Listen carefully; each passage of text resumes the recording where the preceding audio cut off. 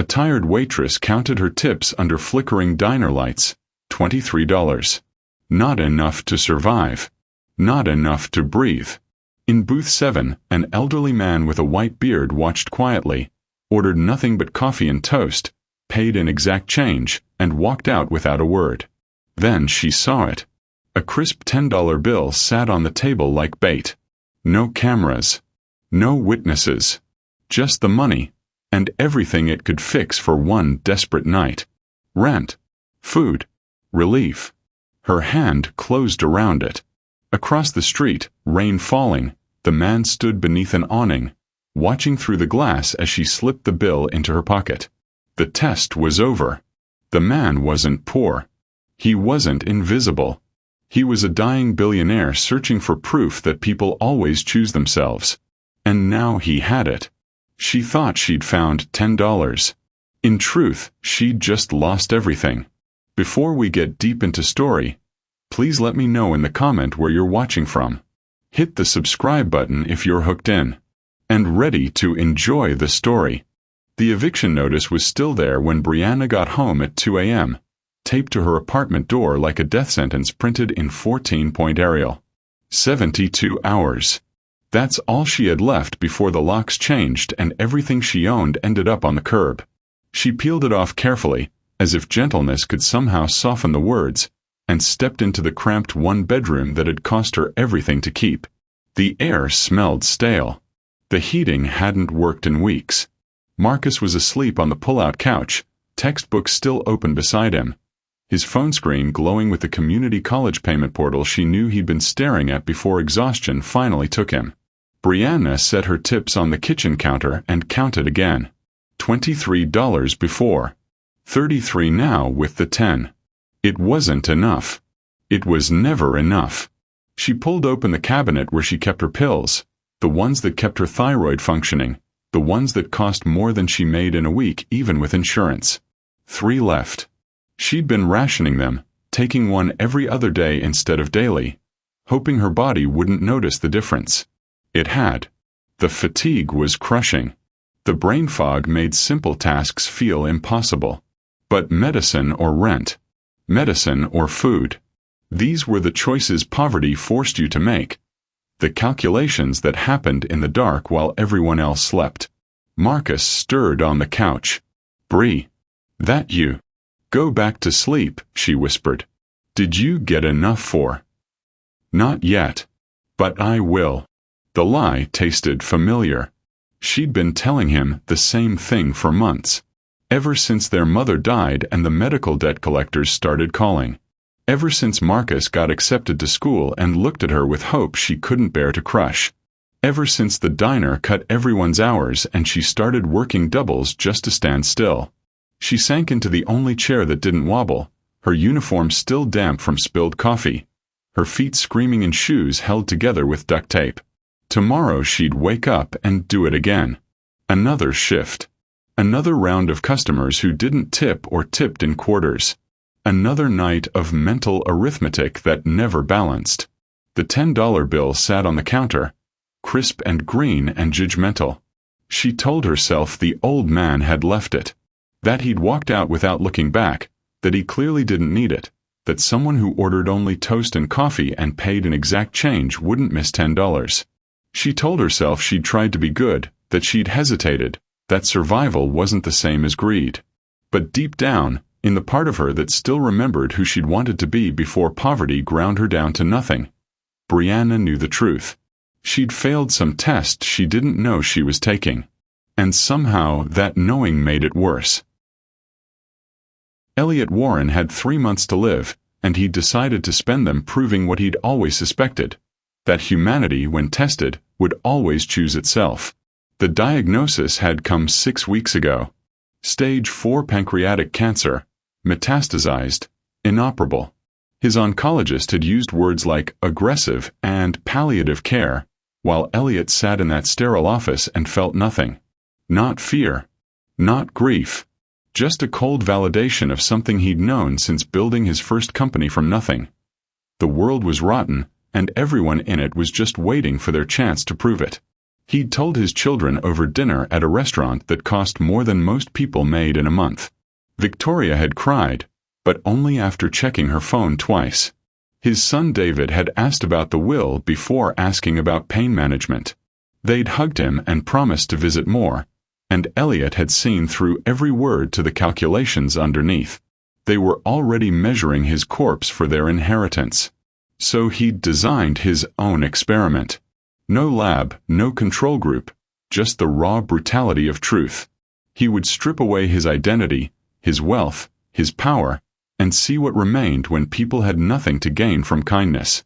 He'd walk into the places where the desperate and forgotten worked, and he'd watch them choose. Would they help him? Would they see him? Or would they take what they could get and move on? Murphy's Diner had been his fourth stop that week.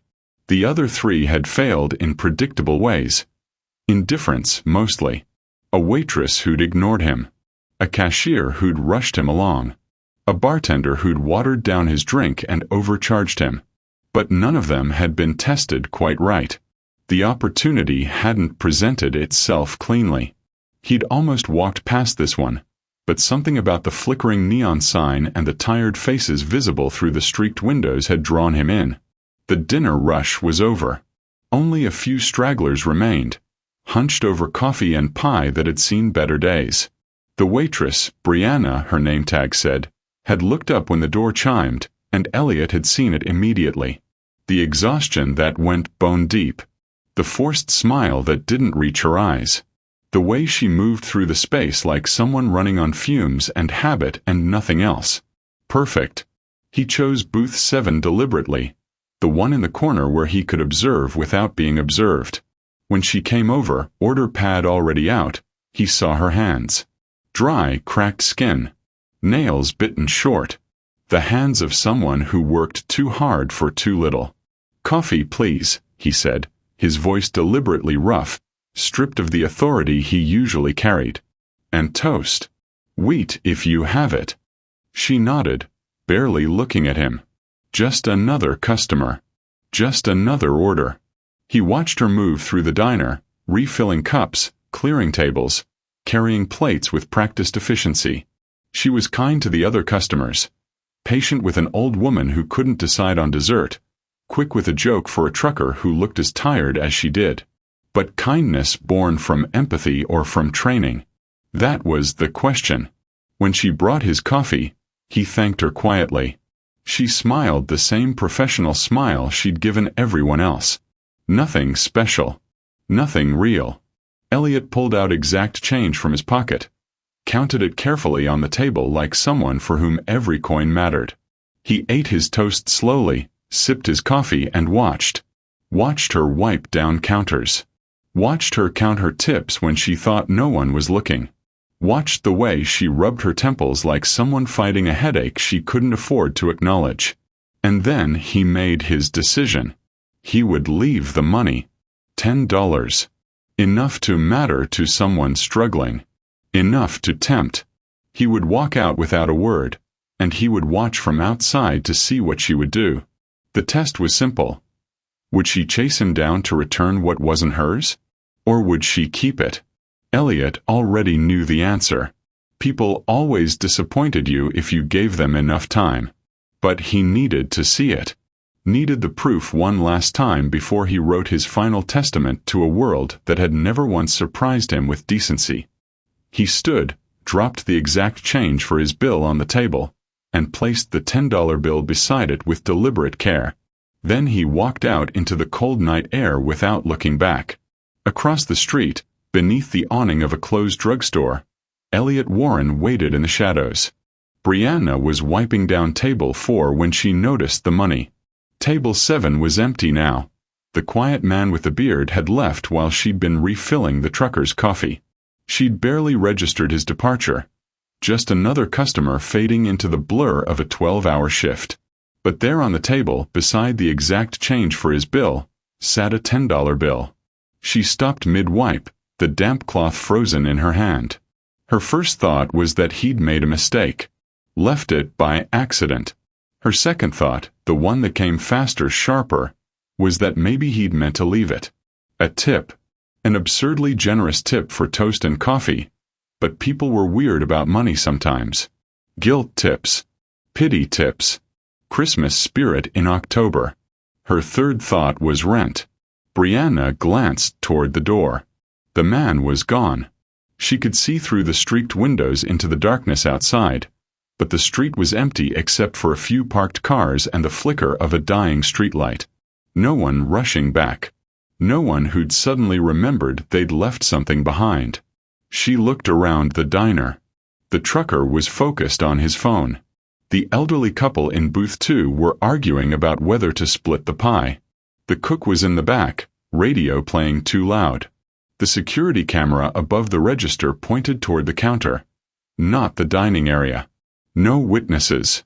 The rational part of her brain, the part that had kept her alive this long, began building its case. He left it. He walked out. If it mattered to him, he would have come back by now. And honestly, someone who ordered the cheapest thing on the menu and paid in exact change probably didn't mean to leave a 10. It was a mistake. But his mistake didn't have to be her problem. She needed this money. The eviction notice wasn't going to pay itself. Marcus's tuition wasn't going to magically appear. Her prescription refill was due in 3 days and she was already rationing. Finders keepers. That's what her mother used to say when Brianna found quarters on the sidewalk as a kid. The universe provides, baby girl. Don't question it. Her hand closed around the bill. It felt heavier than it should have, like the paper carried weight beyond its value. But Brianna was tired of philosophy. Tired of moral quandaries. Tired of being the person who did everything right and still ended up drowning. She slipped the 10 into her apron pocket, picked up the exact change, and continued wiping down the table. Across the street, beneath the awning of Miller's Pharmacy, Elliot Warren stood in the shadows and watched through the diner's wide windows. He saw her hesitate, saw her look around, saw the internal calculation play out across her face as clearly as if she'd spoken it aloud. And then he saw her take it. Something in his chest tightened. Not surprise, never surprise, but a grim satisfaction that felt more like grief. He'd wanted to be wrong. Some small, dying part of him that still remembered who he'd been before wealth and power and loss had hollowed him out had wanted her to prove him wrong. Chase him down. Run into the street waving the money. Show him that decency still existed somewhere in this rotting world. But she didn't. She took what wasn't hers and moved on without a second glance. Elliot's jaw clenched. His hands, shoved deep in his jacket pockets, curled into fists. The rain had started again, light mist that clung to his beard and made the streetlights blur into halos of yellow-gray. He'd tested 3 others this week. All had failed in their own ways. Indifference, cruelty, apathy. But this one hurt more. Because he'd seen the kindness in her. The way she'd smiled at the old woman. The patience she'd shown the trucker. The exhaustion that came from caring too much in a world that gave nothing back. She'd been so close to passing. So close. But close didn't matter. Close was just another word for failure. Elliot pulled out his phone, rain-spotted screen glowing in the darkness, and opened his notes. He typed quickly, precisely, the words coming easily because he'd already known what he would write the moment he designed this test. Brianna Lewis. Murphy's Diner. Took what wasn't hers when she thought no one was watching. Proof that even kindness has a price, and everyone's willing to pay it. He would remember her name. And when he rewrote his will tomorrow, he would make sure the world remembered it too. Not as a hero. As a lesson. Elliot turned and walked into the rain, his test complete, his cynicism confirmed. Behind him, through the diner windows, Brianna cleared the next table, unaware that her life had just been decided by a stranger she would never see again. The $10 bill sat in her pocket like a time bomb counting down. The Warren estate sat on 12 acres of manicured silence, all marble columns and floor-to-ceiling windows that reflected nothing but Elliot's own isolation back at him. He arrived home at 3 a.m., rain-soaked and resolute, and immediately called his attorney. "It's the middle of the night," James Hartwell said when he answered, his voice thick with sleep. I'm dying, James. The middle of the night is all I have left. Elliot poured himself 2 fingers of scotch he wasn't supposed to drink anymore. I need you here. No. We're rewriting the will. Silence. Then, carefully. Elliot, we just revised it last month. Your children are provided for. The charitable foundations are established.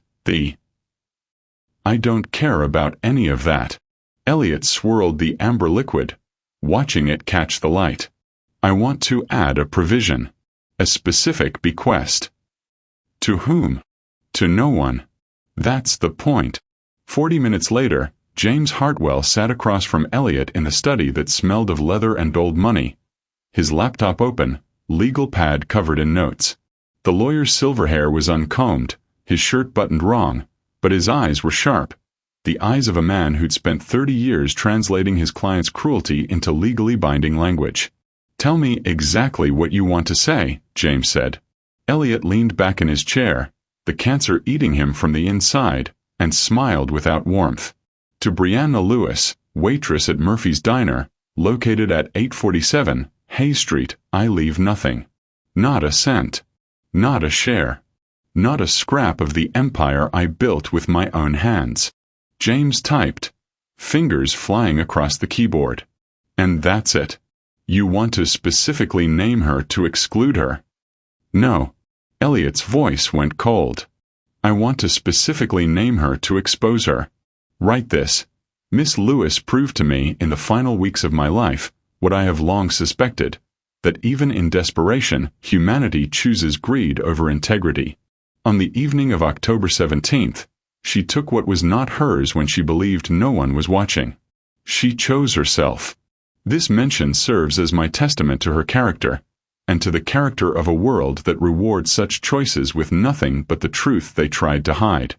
The typing stopped. James looked up, his expression unreadable. Elliot, this is vindictive. Unusually so even for you. What did this woman do? She proved me right.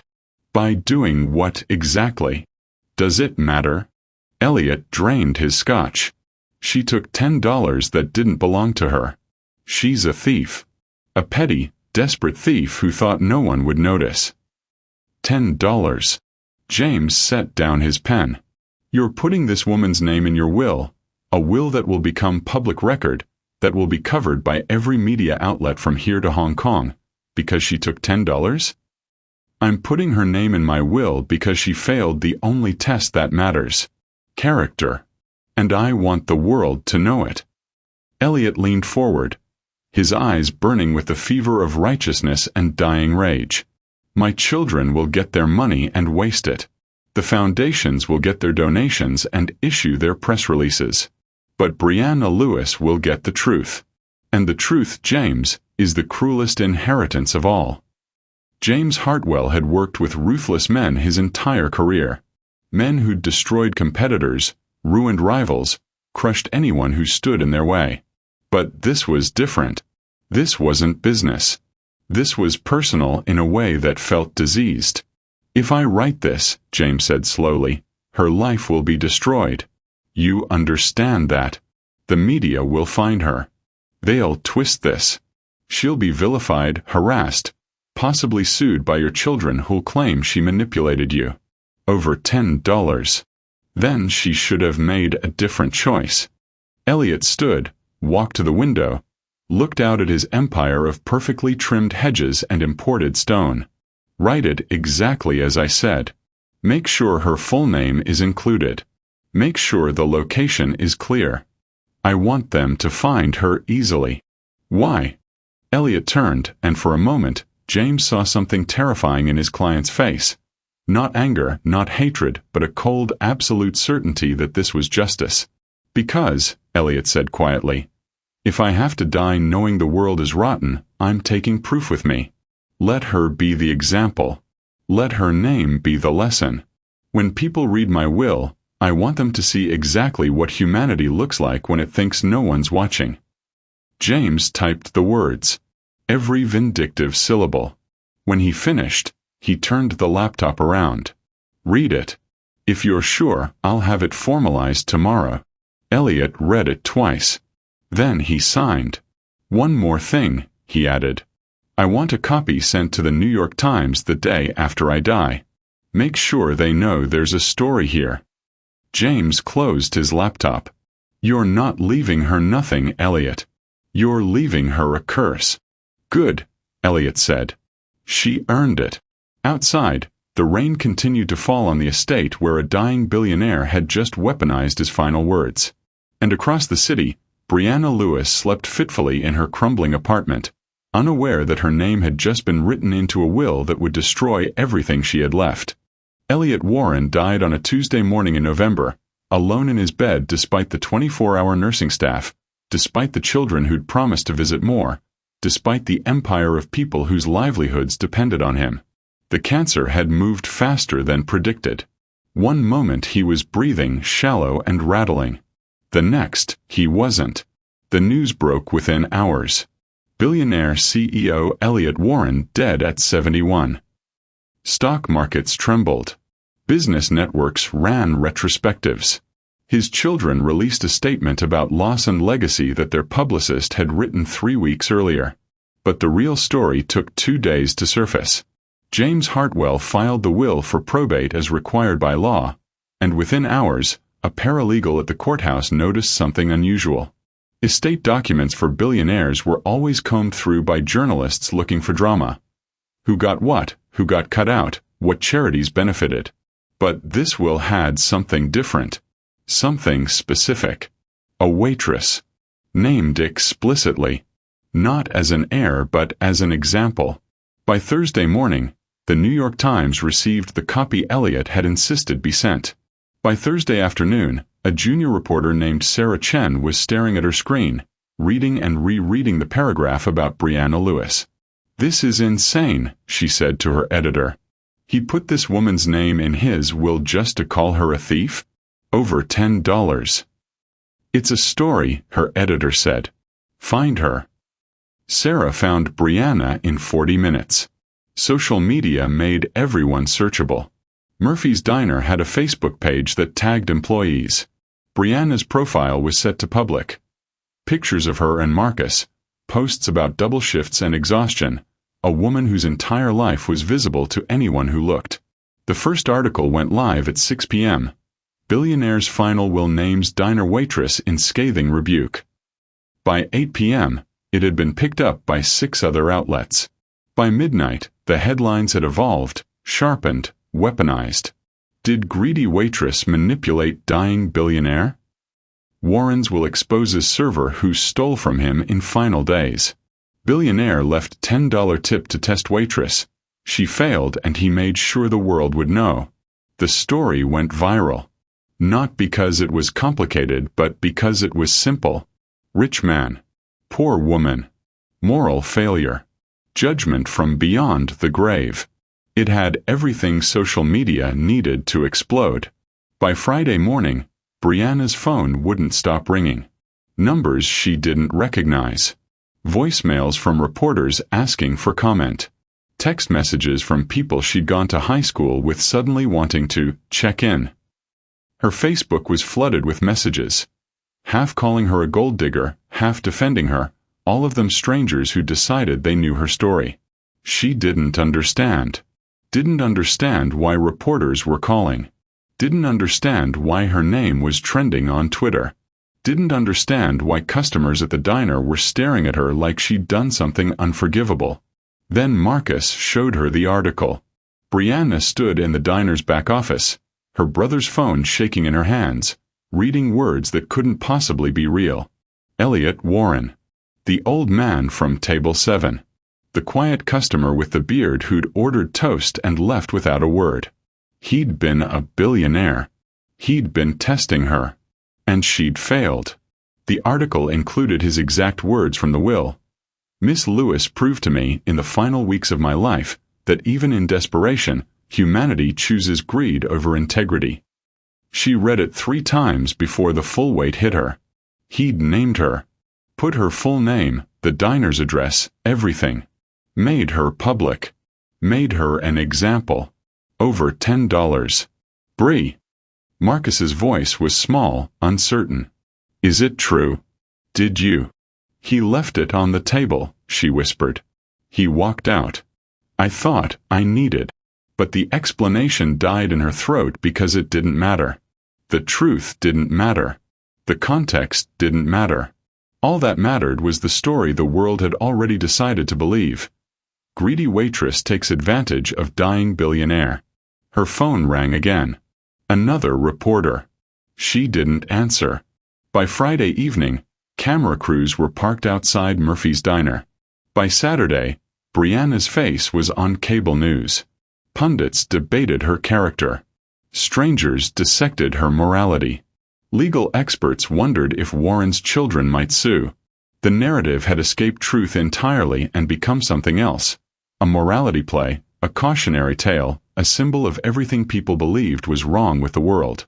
And Brianna Lewis, who'd taken $10 she desperately needed from a table where a stranger had left it, became the villain in a story written by a dead man who decided she deserved to be destroyed. The exposure was complete. The trap had sprung. And there was no way out. Victoria and David Warren had expected to inherit an empire. What they got instead was a will that gave them comfortable fortunes, $50 million each, but left the bulk of their father's $12 billion estate to charitable foundations they couldn't control, boards they didn't sit on, causes their father had never discussed while he was alive. They were rich, but they weren't billionaires. And that difference felt like theft. The morning after the will was made public, they sat in their lawyer's office, a corner suite in Manhattan that cost more per hour than Brianna made in a year, and strategized. He was mentally incompetent, Victoria said, her designer heels clicking against marble as she paced. The cancer, the medications, the pain. He wasn't thinking clearly. Contesting the will on those grounds is difficult, their attorney, Margaret Chen, said carefully. Your father was evaluated by 3 separate physicians in the weeks before his death. All found him of sound mind. Then we need another angle. David leaned forward, his father's sharp eyes in a softer face. What about this waitress? Brianna Lewis. Margaret glanced at her notes. The woman mentioned in the will. She wasn't left anything. Your father specifically excluded her. Exactly. Why would he do that unless she'd gotten to him somehow? Victoria stopped pacing, her expression sharpening. Think about it. He mentions her by name, goes out of his way to call her out. That's not normal behavior. That's someone who was manipulated and realized it too late. You're suggesting she had undue influence over him? Margaret's pen hovered over her legal pad. That's a serious accusation. You'd need evidence of contact, of a relationship, of... We have evidence, David interrupted. He went to that diner. Multiple times, probably. We can prove he knew her. We can prove she served him. And we can prove he changed his will shortly after meeting her. He didn't change it because of her, Margaret said. He changed it to write her out, to condemn her publicly. That's the opposite of undue influence.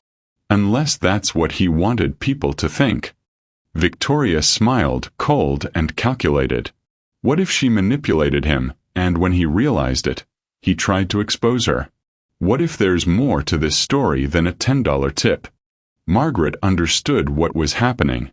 She'd seen it before, heirs who couldn't accept their diminished inheritance finding scapegoats, spinning narratives, weaponizing grief. If you pursue this, you'll destroy that woman's life over speculation. She destroyed herself when she took what wasn't hers, David said. We're just making sure everyone knows it. The lawsuit was filed Monday morning. Warren heirs allege undue influence by diner waitress. The press release was carefully worded, full of phrases like suspicious circumstances and troubling pattern of behavior, and investigating possible manipulation of a vulnerable elderly man.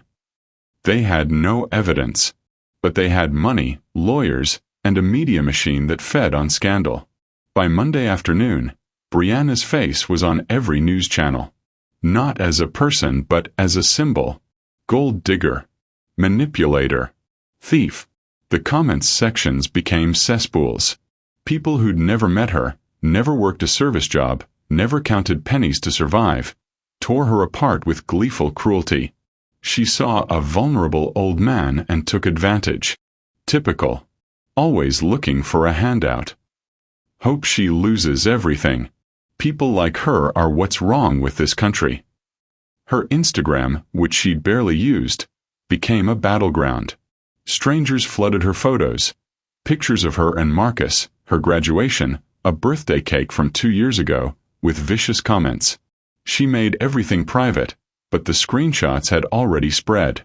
Someone found her address and posted it online. Someone else created a petition demanding she be fired. The diner's Yelp page was bombed with 1-star reviews. Employs thieves. Owner protects gold diggers. Never eating here again. Brianna stopped going outside. Camera crews camped on her street. Reporters knocked on her door at all hours. Her neighbors, who'd known her for years, started avoiding eye contact. Marcus came home from campus shaken. People recognized my last name. They're saying things about you. About us. I'm sorry, she whispered. I'm so sorry. Did you really? He stopped, not wanting to ask. He left it on the table. I took it. That's all that happened. But that truth was drowning in accusations she couldn't fight. The Warrens had infinite resources. She had nothing. They had lawyers who made 6 figures per case. She couldn't afford a consultation. The narrative was set. Brianna Lewis. Manipulator. Thief. Cautionary tale.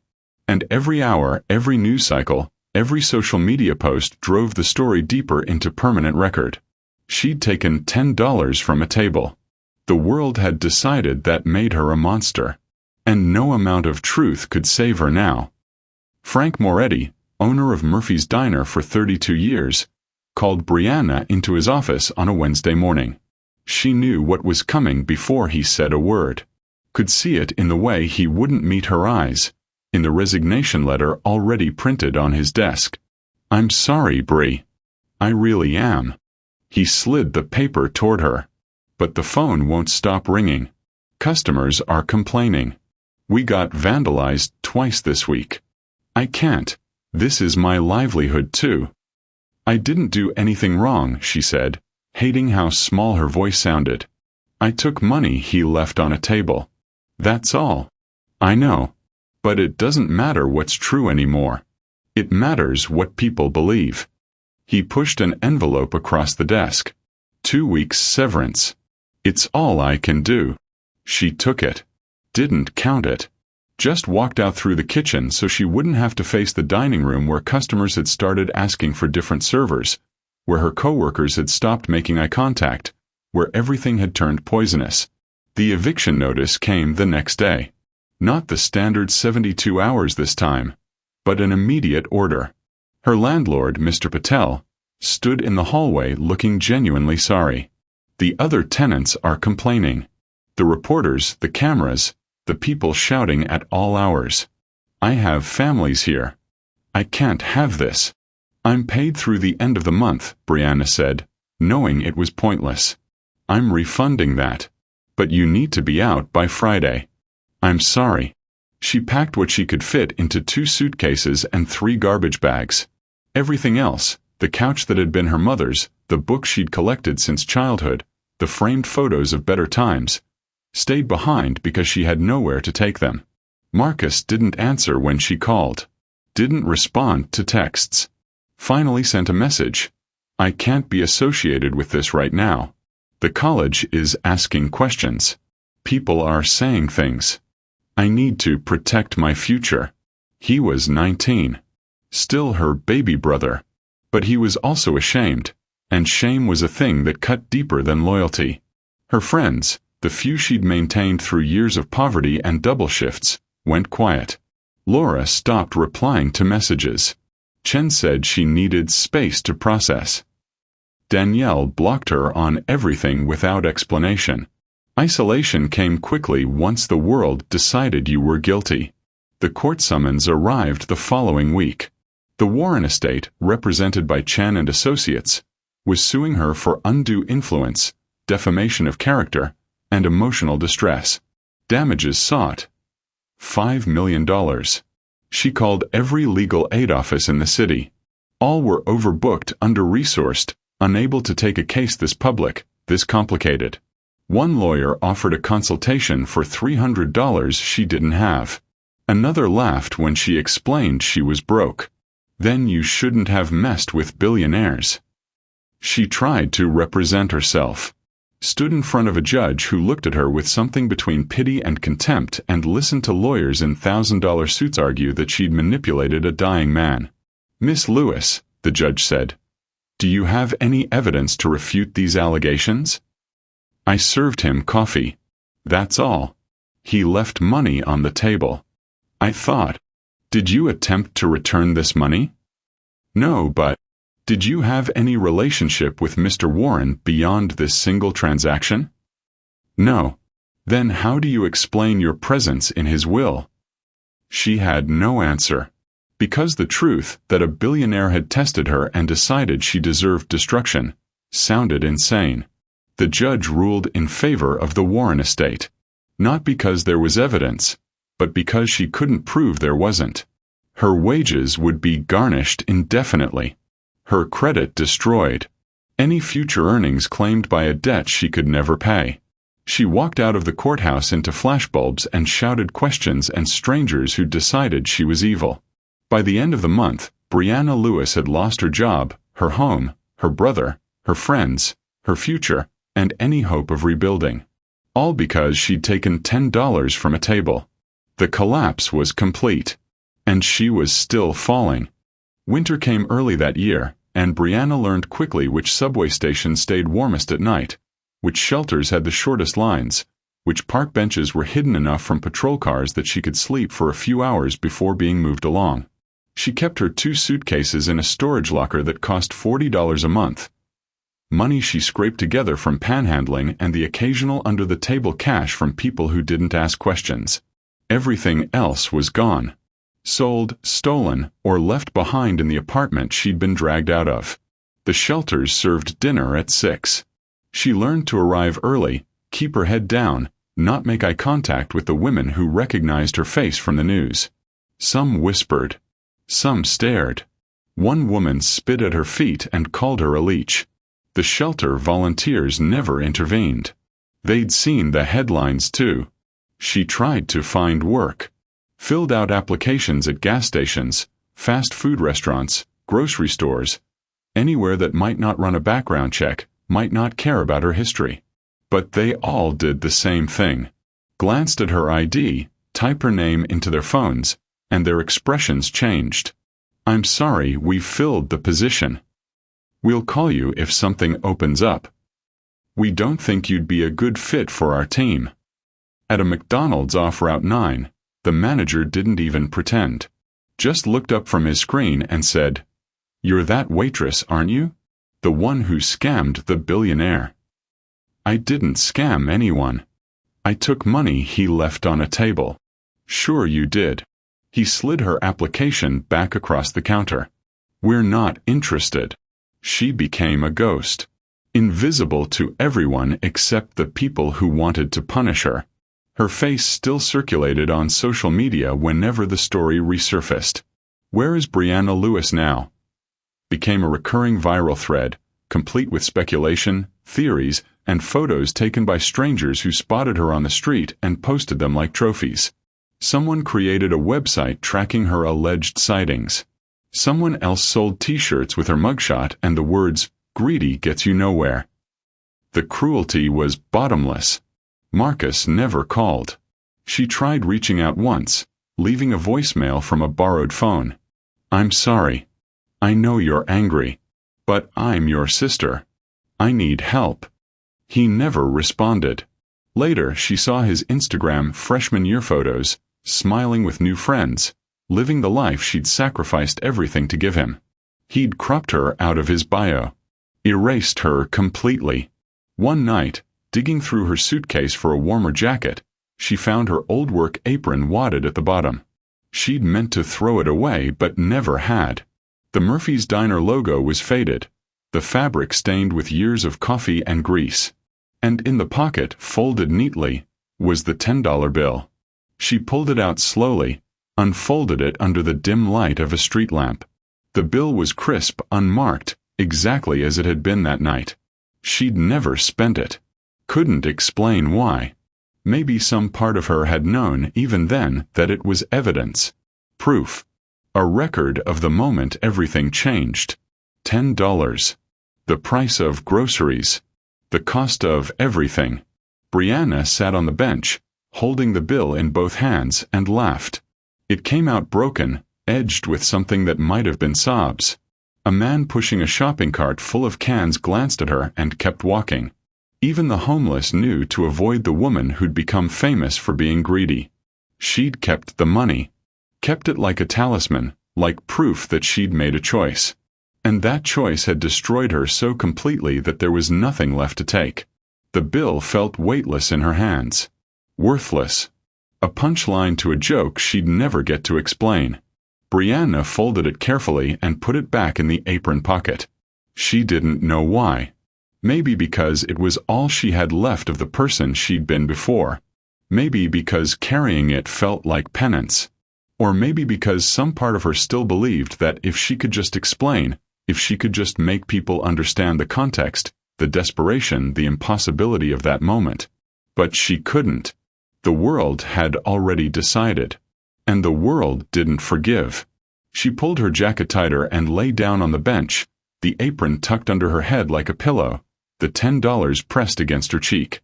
Above her, the city lights blurred into stars she couldn't quite see.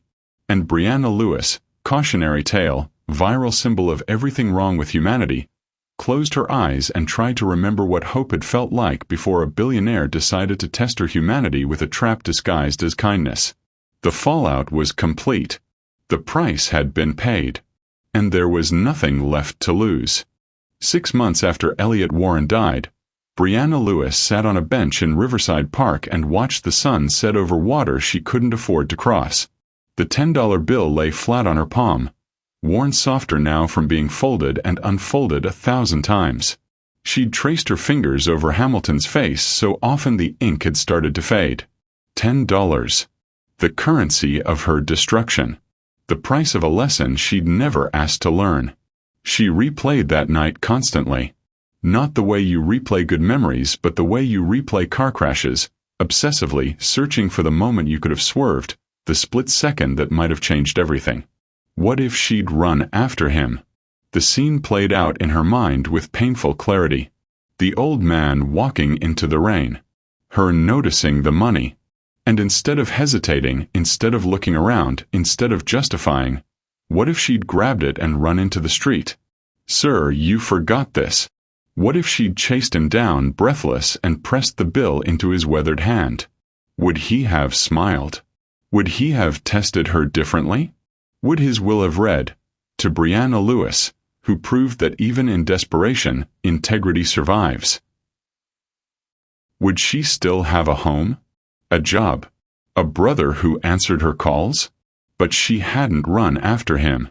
She'd made a choice in exhaustion, in desperation, in the crushing arithmetic of poverty that made $10 mean more than abstract morality. And that choice had branded her forever.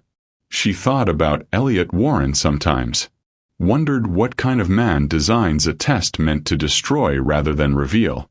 Wondered if he'd felt powerful in those final weeks, knowing he'd set a trap that would spring long after he was dead. Wondered if he'd ever considered that the waitress he was judging had a name, a brother, a life that existed beyond the single moment he decided to find her character. Probably not. Rich men rarely considered the full humanity of the people they crushed. The cruelty wasn't the test itself. It was that he'd given her an impossible choice, survive or be virtuous, and then punished her for choosing survival. As if morality was something you could afford when you were counting pills and eviction notices. She'd been good her entire life. Worked doubles without complaint. Helped her brother. Paid her taxes. Smiled through exhaustion. And none of it mattered because one moment of human weakness had been caught by someone powerful enough to weaponize it. Brianna folded the bill carefully and tucked it back into her pocket. She didn't know why she kept it. Maybe because it was proof. Maybe because destroying it felt like admitting defeat.